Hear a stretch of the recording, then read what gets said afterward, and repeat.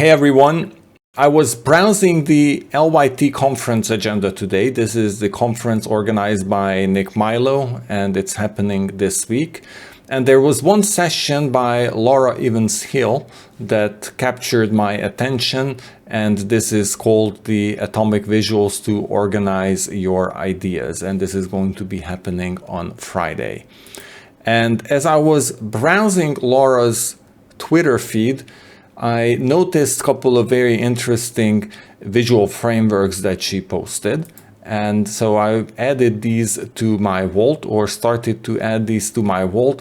And as I was doing it, I thought that actually this process of how I'm adding these images to my vault might be interesting to share with you. So that's what I'm going to do in this video.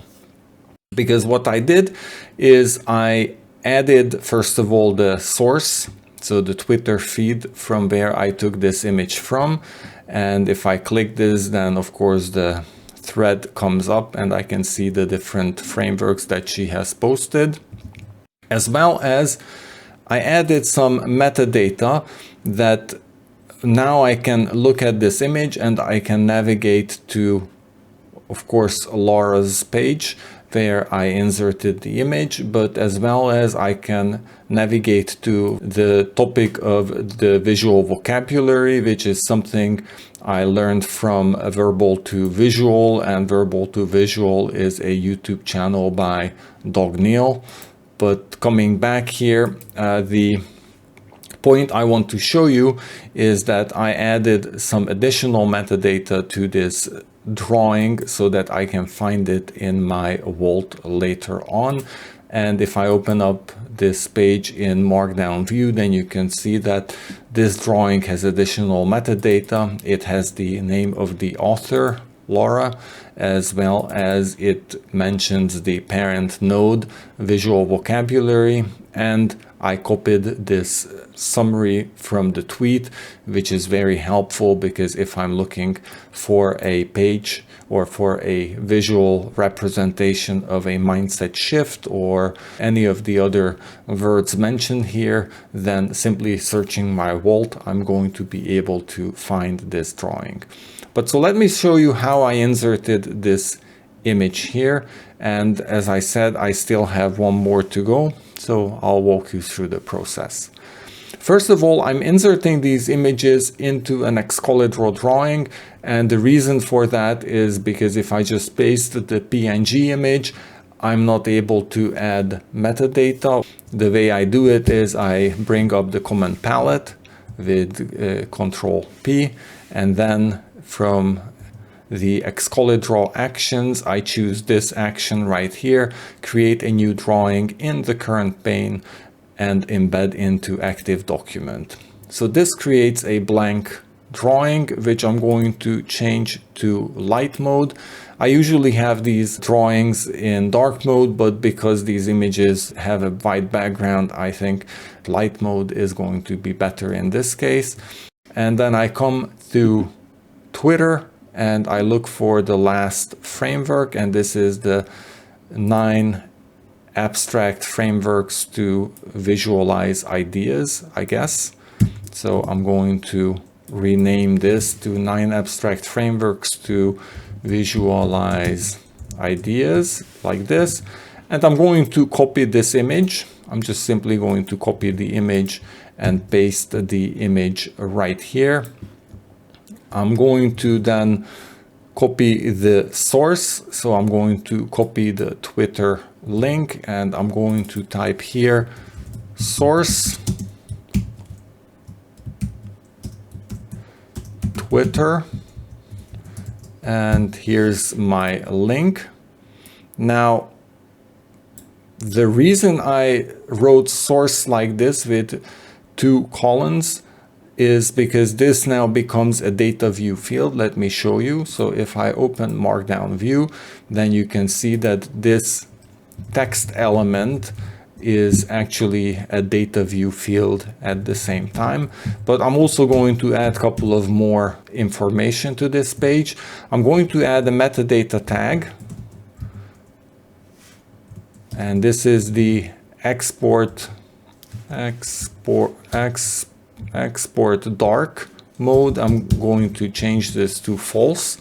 And normally my images are inserted if I'm in dark mode in dark, if I'm in light mode in light.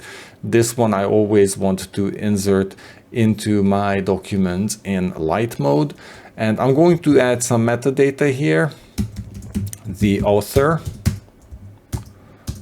come on, the author, and that is Laura. And I'm going to have a parent thought as well. And the parent thought is visual vocabulary, like this. And that's about it. The thing to notice here is I added this metadata above the text elements section. So anything that is added above text elements, Excalidraw will not touch. So you can add your metadata here. You can even add a short abstract, as I'm going to do in a second. You can add whatever. Anything below the text elements section, Excalidraw will overwrite. But now let's add some additional metadata here. And the way I did this is I'm going to copy these items right here, like this. Come on, Control-C, and I'm going to paste them in here. Unfortunately, these icons are slightly large, so I had to do this manual thing. It's interesting that it was not large in case of all the tweets, so I'm not quite sure what's going on, why some are large and some are not, but it's actually pretty simple to change the size by adding the pipe character and adding the size you want. I'm setting this to 50 because I think that is just large enough, 50 pixels, but that is up to you. In this case, this is a bit, it takes a little bit more time because I need to do this editing. In other cases, if I would not be using these icons as well, it would be much simpler. But now that I have done this, then I can, for example, oops, I think my pyramid here is a next line like this. If now I want to search, for example, for actionable steps, then you can see that Obsidian search will bring up this document, and I can, of course, now it's the same document. I can open this up and I can find my drawing based on the content.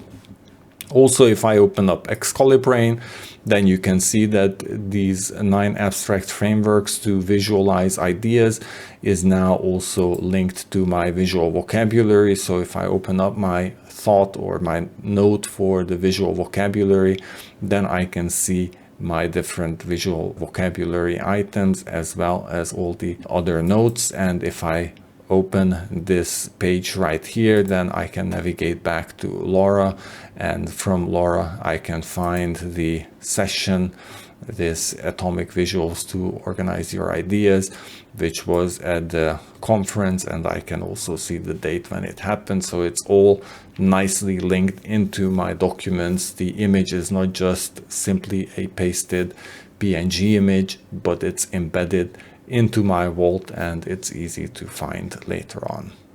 I hope you found this quick demonstration helpful.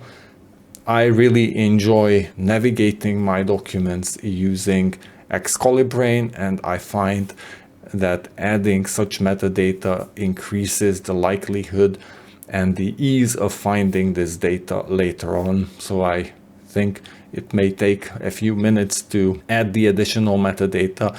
On the other hand, I think it pays back many dividends because it is just so much easier to find data if it has the proper metadata. And if you're watching this before Friday, tomorrow, then I highly recommend you to join the session with Laura. I think it's going to be very interesting. Her tweets, her drawings The material that she's been putting out is very inspiring and useful. So I'm pretty sure that tomorrow is going to be a great session. Thank you.